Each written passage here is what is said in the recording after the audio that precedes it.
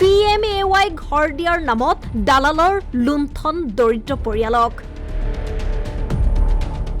দালাল হাফিজ উদ্দিনে PMAYৰ ঘৰ দিয়াৰ নামত সংগ্ৰহ কৰিছে ধন।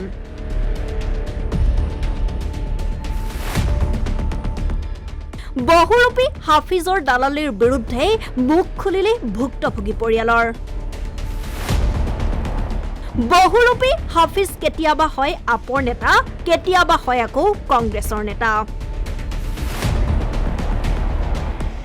লখিমপুৰৰ কৰোণাবাৰী উন্নয়ন খণ্ডৰ অন্তৰ্গত যুৱনগৰ গাঁও পঞ্চায়তৰ বেচাপট্টি গাঁৱত দালালিত নামিছে এতিয়া হাফিজ উদ্দিন নামৰ এজন দালাল। দৰিদ্ৰ লোকক PMAY ঘৰ দিয়াৰ নামত হাফিজে সংগ্ৰহ কৰি আহিছে হাজাৰ হাজাৰ টকা। ৱাৰ্ড সদস্যৰ ঘনিষ্ঠ মানুহ বুলি নিজকে পৰিচয় দিয়ে এইগৰাকী হাফিজে।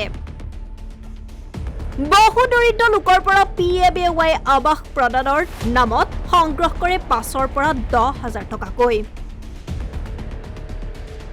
অভিযোগ অনুসৰি এগৰাকী হাফিজে নিজকে কেতিয়াবা কংগ্ৰেছৰ নেতা, কেতিয়াবা আপৰ নেতা বুলি পৰিচয় দি সহজ সৰল লোকৰ পৰা ধন সংগ্ৰহ কৰি আহিছে। হাফিজক ধন দিও দৰিদ্ৰ হিতাধিকাৰীয়ে ঘৰ নাপাই ধন বিচাৰি যোৱা ধন উভতাই দিয়াৰ পৰিৱৰ্তে ওলোটাই দৰিদ্ৰ লোকক ধমক দিয়াৰো অভিযোগ উত্থাপিত হৈছে। কিছুদিন পূৰ্বে নিজকে ৱাৰ্ড মেম্বাৰৰ ঘনিষ্ঠ মানুহ বুলি পৰিচয় দি বেচাপট্টি ৱাৰ্ডৰ এই দৰিদ্ৰ পৰিয়ালটোৰ পৰা PMAY ঘৰ প্ৰদান কৰিম বুলি 6,000 টকা সংগ্ৰহ কৰিছিল হাফিজে। কিন্তু ধন দয়ো নিদিলে ঘৰ।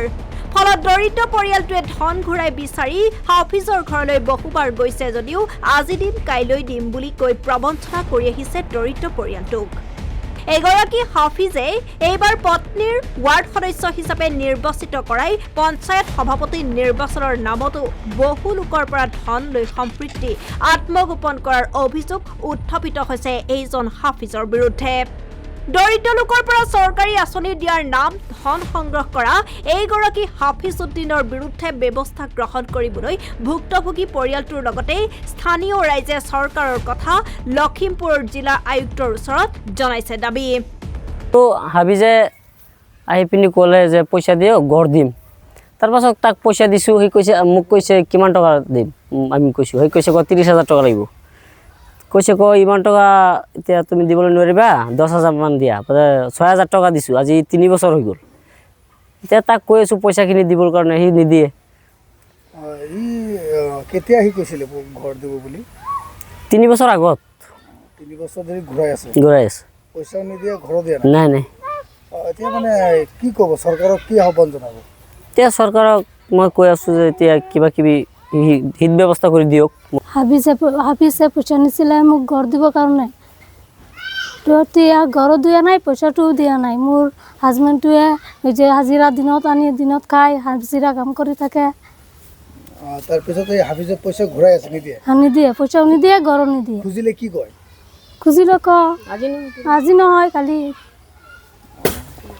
আচ্ছা, এই ঘৰটো যে আপোনালোকৰ নামত আহিছে, আপোনালোকৰ আইডিয়া আছে? আইডিয়া আছে? আইডিয়া নাজানে? আইডিয়া আছে নে নাজানে? পিছত হাফিজ আহি গ'লে পইচা দিব লাগে। পইচা দি দিলে? আৰু কাৰোবাৰ পৰা লৈছে নেকি পইচা? জানি না। Bureau report, news now.